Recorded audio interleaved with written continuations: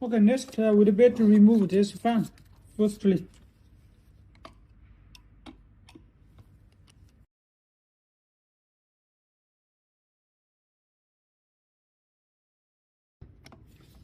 Sometimes this screwdriver is more helpful.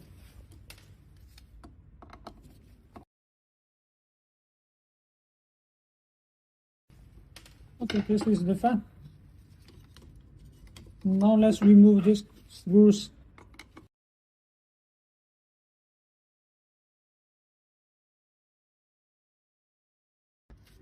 Okay. Then we can take out this board. Oh, there was another screws here. So when we want to take out the PCB board, we need to be careful. We need to check all the screws are removed, and then we can take out. Okay. Also, it has a label here. Capacitor board. Okay, let's leave it here. Now we are going to take out this board, the generator board.